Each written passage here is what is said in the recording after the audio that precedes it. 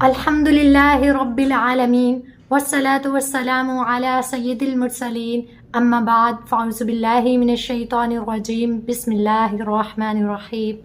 S voice کے معزز ناظرین، السلام علیکم ورحمۃ اللہ وبرکاتہ۔ آج ہم جس کلام کے بارے میں بات کرنے جا رہے ہیں وہ کلام کوئی عام کلام نہیں، بلکہ یہ اس رب عظیم کا بے مثل کلام ہے جو اس ساری کائنات کا حقیقی خالق، جو تنہا معبود اور اکیلا مالک ہے۔ وہی تمام جہانوں کو پالنے والا ہے اور پوری کائنات کے نظام کو مربوط ترین انداز سے چلانے والا ہے۔ وہ جسے چاہتا ہے جو چاہتا ہے عطا کرتا ہے، اور جسے چاہتا ہے جس چیز سے چاہتا ہے محروم کر دیتا ہے۔ وہ جسے چاہتا ہے عزت عطا فرماتا ہے، اور جسے چاہتا ہے ذلت و رسوائی سے دوچار فرما دیتا ہے۔ وہ جسے چاہتا ہے ہدایت دیتا ہے اور جسے چاہتا ہے گمراہ کر دیتا ہے۔ اس رب عظیم نے اس بابرکت کلام کو اپنے پیارے نبی حضرت محمد صلی اللہ علیہ وآلہ وسلم کے قلب اطہر پر نازل فرمایا تاکہ آپ صلی اللہ علیہ وآلہ وسلم اس کے ذریعے لوگوں کو اللہ تعالیٰ کے دین کی طرف بلائیں اور اللہ تعالیٰ پر ایمان لانے کی دعوت دیں، اور اسی طرح لوگوں کو کفر و شر اور جہالت کے اندھیروں سے نکال کے ایمان کی روشنی میں لے کے آئیں۔ جی ہاں، میں بات کر رہی ہوں قرآن پاک کی۔ لفظ قرآن قرأت سے نکلا ہے جس کے معنی ہے پڑھنا۔ چونکہ قرآن کریم ایسی کتاب ہے جو سب سے زیادہ پڑھی جاتی ہے، اس لیے اسے قرآن پاک کہتے ہیں۔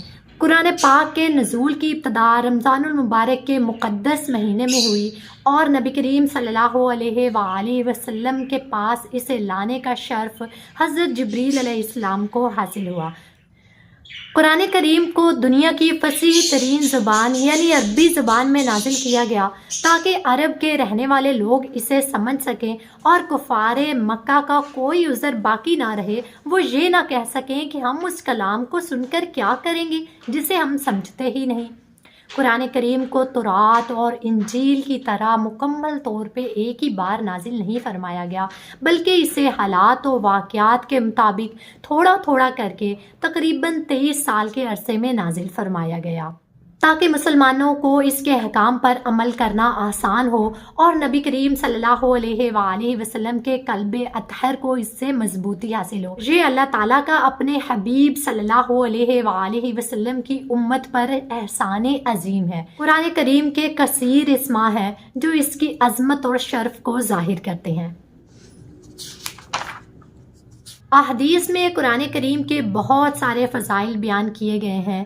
حضرت علی المرتضیٰ رضی اللہ تعالیٰ عنہ سے روایت ہے کہ نبی کریم صلی اللہ علیہ وآلہ وسلم نے فرمایا، ان قریب ایک فتنہ برپا ہوگا۔ میں نے عرض کی، یا رسول اللہ صلی اللہ علیہ وآلہ وسلم، اس سے بچنے کا کیا طریقہ ہے؟ آپ صلی اللہ علیہ وآلہ وسلم نے ارشاد فرمایا، اللہ تعالیٰ کی کتاب یعنی قرآن کریم، جس میں تمہارے پچھلوں اور اگلوں کی خبر ہے اور تمہارے آپس کے فیصلے ہیں۔ قرآن فیصلہ کن ہے اور یہ کوئی مذاق نہیں ہے۔ جو ظالم اسے چھوڑ دے گا اللہ تعالیٰ اسے تباہ کر دے گا، اور جو اس کے غیر میں ہدایت تلاش کرے گا تو اللہ تعالیٰ اسے گمراہ کر دے گا۔ وہ اللہ کی مضبوط رسی اور حکمت والا کلام ہے، وہ سیدھا راستہ ہے۔ قرآن وہ ہے کہ جس کی برکت سے خواہشات بگڑتی نہیں ہیں۔ قرآن وہ ہے کہ جس کے ساتھ دوسری زبانیں مل کے اسے مشتبہ اور مشکوک نہیں بناتی، جس سے علماء سیر نہیں ہوتے، جو زیادہ دہرانے سے پرانا نہیں پڑتا، جس کے عجائبات ختم نہیں ہوتے۔ قرآن ہی وہ کتاب ہے جسے سن کے جنات یہ کہنے پر مجبور ہو گئے کہ ہم نے عجیب کلام سنا ہے جو اچھائی کی طرف راہبری کرتا ہے، تو ہم اس پر ایمان لے آئے۔ جو قرآن کا قائل ہو وہ سچا ہے، جو اس پر عمل کرے اسے ثواب ملے گا، جو اس کے مطابق فیصلہ کرے وہ منصف کہلائے گا، اور جو اس کی طرف بلائے گا وہ سیدھی راہ کی طرف بلائے گا۔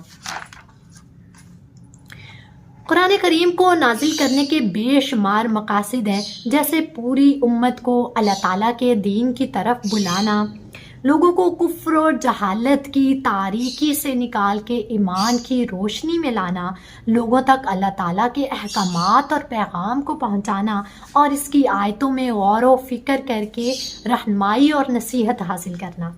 قرآن کریم کوئی عام کتاب نہیں ہے کہ اسے جیسے چاہے چھوئیں، جیسے چاہے اسے پڑھیں اور جیسے چاہے اسے رکھ دیں، بلکہ یہ اللہ تعالیٰ کا عظیم کلام ہے، تو اس کو پڑھنے، اس کو چھونے اور اسے رکھنے کے بھی کچھ آداب ہیں۔ قرآن کریم کو دیکھ کر پڑھنا زبانی پڑھنے سے زیادہ ثواب کا باعث ہے، کیونکہ اس میں دیکھنا، پڑھنا اور چھونا تینوں شامل ہیں اور تینوں عبادات ہیں۔ قرآن کریم کی تلاوت سے پہلے یہ مستحب ہے کہ وضو کر لیا جائے، قبلہ رو ہو کر صاف ستھرے کپڑے پہن کر قرآن پاک کی تلاوت کی جائے۔ تلاوت سے پہلے اعوذ باللہ من الشیطان الرجیم پڑھنا مستحب ہے، اور ہر سورت کے آغاز سے پہلے بسم اللہ الرحمن الرحیم پڑھنا سنت ہے یا مستحب ہے۔ جس زمانے میں قرآن مجید نازل ہوا اس وقت عربی زبان کی فصاحت اور بلاغت کے ماہرین موجود تھے۔ وہ قرآن پاک کے ظاہر کو تو سمجھتے تھے، اس کے احکام کو بھی جانتے تھے، لیکن اس کی باطنی باریکیوں کو سمجھنے کے لیے انہیں نبی کریم صلی اللہ علیہ وآلہ وسلم سے سوالات کرنے پڑتے اور بہت غور و فکر کرنے اور نبی کریم صلی اللہ علیہ وآلہ وسلم سے پوچھنے کے بعد ان پر قرآن کریم کی باطنی باریکیاں ظاہر ہوتی تھیں۔ تو جب فصاحت و بلاغت کے شاہ سواروں کو قرآن کریم کو سمجھنے کے لیے اس کے الفاظ کی تفاسیر کی حاجت ہوتی ہے، تو ہمیں تو اس چیز کی زیادہ ضرورت ہے۔ جب تک ہم قرآن کریم کو سمجھیں گے نہیں، اس کی تفاسیر نہیں جانیں گے، ہم اس کے رموز کو نہیں سمجھ سکتے، ہم نہیں جان سکتے۔